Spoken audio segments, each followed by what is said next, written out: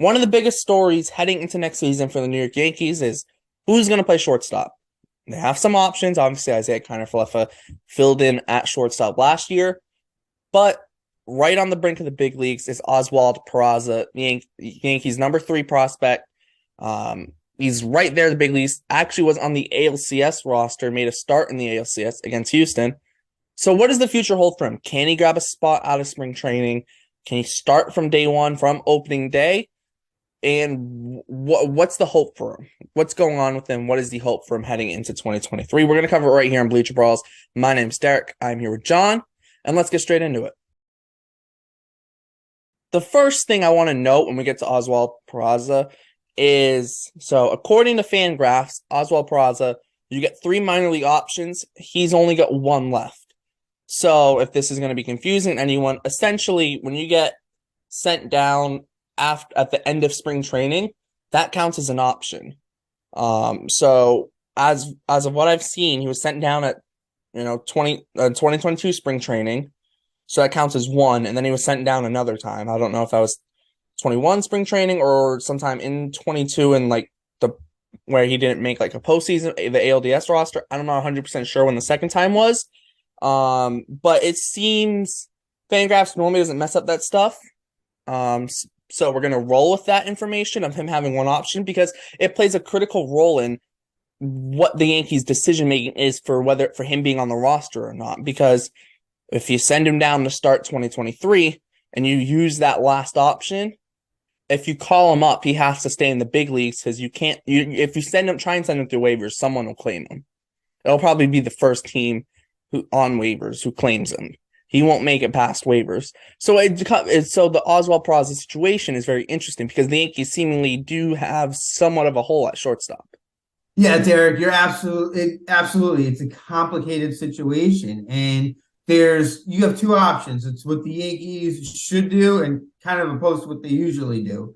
What the Yankees have been doing the past couple of years is hanging on to prospects too long and trading them when they have no value left. And if Brian Cashman isn't convinced that he wants to roll with Oswald Peraza as a starting shortstop, he's just going to stash this guy in the minors so he can eventually trade him. And however, that gives him less leverage because other teams are going to know, well, if you call him up, he has to play. Like, why? It's a mistake. I think there's a very good chance, knowing Brian Cashman's history, he's going to start the season with this kid in the minors, and then that'll be it. However, that being said, I think you roll with him at shortstop to start the season. Look, Isiah Kiner-Falefa, I believe, correct me if I'm wrong, he won a Gold Glove at third base, right? Yes. Yes, and why not? I know you still have Josh Donaldson under contract, but end of the day, why not roll with your best team? And if you have a chance to start this kid who's supposed to be really, really good, I think can play at the major league level, start him at shortstop. You have a Kiner-Falefa Donaldson kind of thing going to third base. You can figure that out as the season goes on. I mean, the Yankees like to give guys days off. Just roll with this kid and see what he can do. And I know there's the whole thing of Anthony Volpe and Trey Sweeney and these other shortstops in the system. Just because you roll with Oswaldo Peraza as your starting shortstop to start the season doesn't mean you can't move on from him later on. The Yankees have a history of doing that if they need to. Brian Cashman isn't afraid to trade a kid. So, yeah, if this kid comes out and he starts playing really well, and you're like, wow, this kid's like a legit major league shortstop, but you still want to go with Anthony Volpe, well, the kid just really bumped up his trade value, so you can still move on from him. I don't know what you think, Derek, but I think the Yankees you need to start the season with this kid on the roster. Yeah, I would agree. If I'm the Yankees, I'm starting him at shortstop from day one. The only way I don't is if he has some disastrous spring training. That's the only way you don't start him at shortstop. But I mean, in a short sample size in the big leagues, he was solid. But a very, very short sample size, that is that there is that kind of asterisk there, being okay, very short sample size. But it's the whole thing with the 1 option. You send him down, and you're kind of putting yourself into a box. You can't really. You can't, if you call him up, you can't send him down again. So it's you might as well start him in the big leagues. And if he struggles at the jump and you get another option, whether it's an Isiah Kiner-Falefa or maybe you bring in another shortstop somehow in the early season trade or whatever the option is, you can still send him down in May, for example, if he's struggling. But at least you've been able to see him at the big league level at the start of the season. Whereas you send him down in after spring training, use that last option and burn it, and then you have to bring him up in June, and then he struggles, you're kind of stuck. So I think for the Yankees, I feel like you have to roll with him on the opening day roster. It just makes too much sense not to do it. You never know. Maybe they won't, but I feel like they kind of have to. I fully agree. I think it's a smart move. Like you start with them on, you got nothing to lose. It's the beginning of the season. These games, like I don't want to say, every game's important, but you can lose games at the beginning of the season and still be fine as long as you have a strong June through end of the season. September, October. So early in the season is when you test things out and you try new things. And there's going to be a lot less pressure on this kid, probably batting eighth or ninth in the lineup early in the season. Pitchers really haven't had time to get into their groove, so you got a good chance to kind of get off to a hot start. Maybe just run with it. The Yankees have nothing to lose right now. I know it's the World Series or bust mentality, but I don't think this team is better than Houston. So you got to try new things, and maybe one of those things will work and push you over the edge to get better than Houston. I don't think you roll Josh Donaldson at third, Isiah Kiner-Falefa at short. I think you figure out something at third, and you give one of these young kids like Oswald Peraza a chance, which you have to do because, like you said, he's on his last option. Yeah, and also too, I think I think he can definitely handle himself defensively at short. So worst case scenario, you're gonna get a guy who can still play good enough defense at shortstop, if not better than just good enough defense at short. And maybe the bat's not his bat's not going to be at the ceiling of what it could be in the future from day one of the big leagues. I mean, let's be honest, it just doesn't happen unless you're like a generational talent. Like, I don't know, a Juan Soto, for example. Like, your bat's not going to be at that ridiculously high level from day one. But I think he truly does have a good enough glove to play shortstop now. Maybe not a gold glove shortstop yet, but he's definitely good enough to man a shortstop position for the Yankees right now. And also, too, you look at Isiah Kiner-Falefa. Is he a good defensive shortstop? Yes, but he's not great. He's great at third base defensively. He's just a good defensive shortstop. Whereas I think Oswald Peraza is honestly kind of pushing that good defensive shortstop. So you might as well roll with him, give him a chance. He was good in a short sample size last year. And also too, you get to see what he's gonna look like because if you hold him in AAA, then maybe Volpe jumps him. And then you're kind of just, okay, well, now Volpe's going to get called up first. And now you're just kind of stuck in limbo with him. And it's like, and then especially if he maybe has a down year in AAA, then you kind of run into some problems of, if you trade him, you're trading him at lower value. So you kind of keep him. And then he kind of ends up in this weird spot that isn't where you want one of your top prospects. Exactly. And I mean, that's it too, because you mentioned Isiah Kiner-Falefa. He's a good shortstop. Like, you know what Isiah Kiner-Falefa's ceiling is, and you know what his floor is, and they're pretty close to each other, to be honest with you. With Peraza, we don't know what that is, but he certainly has. We don't know what the floor is with Peraza, but we know the ceiling can be way higher than what it is with Kiner-Falefa. Yeah, and I think that's kind of what you're shooting for if you're the Yankees. You want to get over that hump of the Houston Astros. You can't just roll out the same team you rolled out last year. I know, obviously, Yankees, they bring Carlos Rodon and what cool, but like when you look at the position player side of things, who have they brought in this offseason? Like, because if I'm looking at this team, it's position player standpoint, it's essentially the same team. It's the same starting lineup right now if you don't include Peraza at shortstop. It's literally the exact same starting lineup. Because that they had in the playoffs because you have Oswaldo Cabrera on left, Bader center, Judge right, and you have Donaldson at third, Kiner-Falefa short, Torres at second, Rizzo at first. You have Trevino catching, and then you have Stanton DHing, and then you figure out what to do with LeMahieu. I know he wasn't healthy last postseason, but they'll figure out. I think they'll figure out a spot for him, and that's another guy. Maybe where does he play? That's also another question, but. The Yankees, I think you can't just go into next year with the same exact raw position players that you had in 22. We just saw how that works. And we see a lot of times for good teams, I think, where if you have a really good team and you come into the next season with essentially the same team, normally you end up playing worse. Yeah, definitely. The Yankees, it's time to take some chances and it's time to take some risks.